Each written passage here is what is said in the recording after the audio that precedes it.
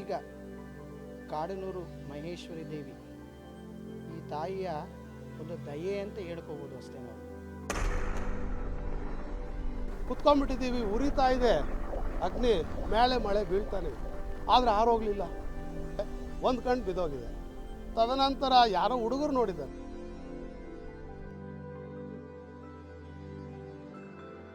ನಮಗೂ ತುಂಬಾನೇ ಆಶ್ಚರ್ಯ ಆಯಿತು. ಏನೋ ಅಮ್ಮ ಒಂದು ಒಳ್ಳೆ ಶುಭ ಸೂಚಕ ಕೊಟ್ಟಿದೆ ಗ್ರಾಮಸ್ಥರಿಗೆ ಮತ್ತು ಮನೆಯವರಿಗೆಲ್ಲ. ಇದನ್ನು ಅದ್ಭುತ ಅನ್ಬೇಕೋ, ಆಶ್ಚರ್ಯ ಅನ್ಬೇಕೋ, ವಿಸ್ಮಯ ಅನ್ಬೇಕೋ ಅಥವಾ ದಯೆ ಅನ್ಬೇಕೋ ಗೊತ್ತಾಗ್ತಾ ಇಲ್ಲ. ತೆಲುಗಲ್ಲಿ ಒಂದು ಗಾದೆ ಇದೆ, ನಮ್ಮಿನೊಳಗೆ ಸೊಮ್ಮು ಲೇಖಪತೆ ದುಮ್ಮು ಅಂತ. ಅಂದರೆ ಭಕ್ತಿ ಮತ್ತು ದೇವರ ನಡುವೆ ಇರ್ತಕ್ಕಂಥ ಭಾವ, ಅದೊಂದು ನಂಬಿಕೆ. ಆ ನಂಬಿದ್ರೆ ನಮ್ಗೆ ಸಿಗುತ್ತೆ, ನಂಬಿಲ್ಲ ಅಂದರೆ ನಮ್ಗೆ ಸಿಗಲ್ಲ. ದೊಡ್ಡಬಳ್ಳಾಪುರದ ಕಾಡನೂರು ಮಹೇಶ್ವರಮ್ಮ ದೇವಸ್ಥಾನದಲ್ಲಿ ದೇವಿ ದೃಷ್ಟಿಯ ಅಂದರೆ ದೇವರು ಎಲ್ಲರನ್ನ ಭಕ್ತರನ್ನು ನೋಡ್ತಕ್ಕಂಥ ಭಕ್ತರನ್ನು ನೋಡೋ ರೂಪದಲ್ಲಿ ದೇವಿ ಕಾಣ್ತಾ ಇದೆ. ನೆನೆ ಗುರುಪೂರ್ಣಿಮೆ, ಇದು ಗುರು ಪರಂಪರೆಯ ಹಿನ್ನೆಲೆ ಇರ್ತಕ್ಕಂಥ ಪ್ರದೇಶ ಆಗಿರೋದ್ರಿಂದ ಗುರುಗಳ ಬೇಡಿಕೆಗೆ ಅಥವಾ ಭಕ್ತಿಗೆ ದೇವರು ನೋಡೋವಂಥ ಭಾವನ ಅಥವಾ ದೇವರೇ ಒಳ್ಳೇದಾಗ್ತಾ ಇದೆ ಅನ್ನೋ ಥರದಲ್ಲಿ ದೃಷ್ಟಿನ, ಅಥವಾ ನಗುಮುಖದಲ್ಲಿ ದೇವಿ ಮುಂಭಾಗದಲ್ಲಿ ಏನೋ ದೇವಸ್ಥಾನದ ಮುಂಭಾಗದಲ್ಲಿ ಇರ್ತಕ್ಕಂಥ ಕಲ್ಲಿನ ರೂಪದಲ್ಲಿ ನಗುಮುಖದಲ್ಲಿ ಕಾಣಿಸ್ಕೊಳ್ತಾ ಇದ್ದಾಳೆ. ಇದೆಲ್ಲ ಶುಭ ಸೂಚಕವ. ದೊಡ್ಡಬಳ್ಳಾಪುರದ ಒಂದು ಸಮುದಾಯ, ಒಕ್ಕಲ್ತನ, ನೂರಾರು ಕುಟುಂಬಗಳು ದೇವ್ರಿಗೆ ನಡ್ಕೊಳ್ತಾ ಇದ್ದಾರೆ. ಅಕ್ಕಪಕ್ಕ ಇರ್ತಕ್ಕಂಥ ಗ್ರಾಮಗಳಿಗೂ ಸಹ ಇಲ್ಲಿ ಬಂದು ದೇವರನ್ನ ನಮಿಸ್ತಕ್ಕಂಥ ಪೂಜಿಸ್ತಕ್ಕಂಥ ಕೆಲಸ ಆಗ್ತಾ ಇದೆ.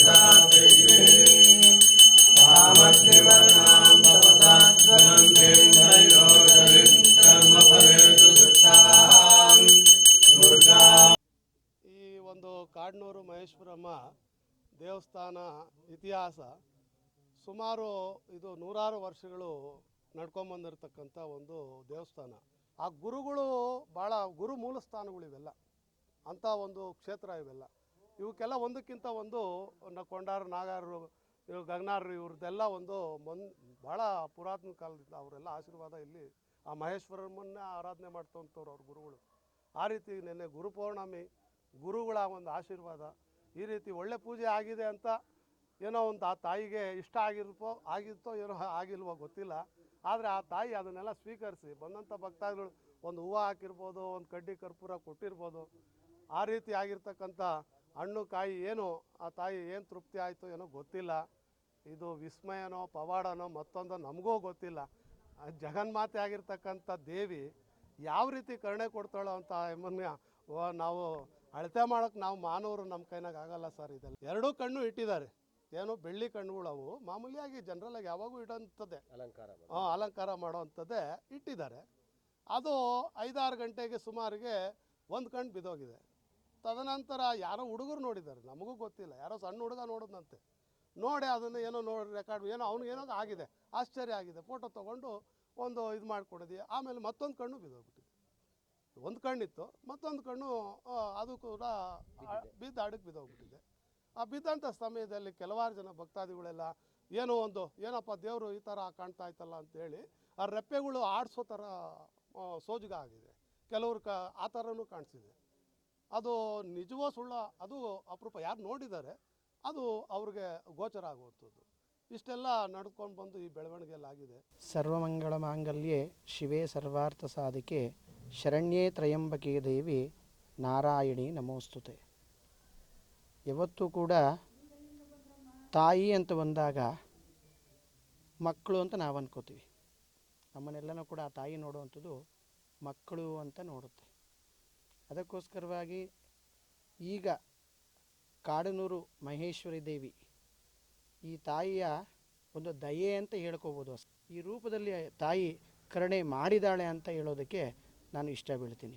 ಯಾಕೆಂತ ಹೇಳಿದ್ರೆ ಈ ದೇವಸ್ಥಾನದಲ್ಲಿ ಅರ್ಚಕನಾಗಿ ಒಂದು 14 ವರ್ಷಗಳಿಂದ ಸೇವೆಯನ್ನು ಮಾಡ್ತಾ ಇದ್ದೀನಿ. ನಿನ್ನೆ ವಿಶೇಷತೆ ಏನು ಅಂತ ಹೇಳಿದ್ರೆ ಇಲ್ಲಿ ಗುರುಗಳ ಹುಣ್ಣಿಮೆ ಇತ್ತು.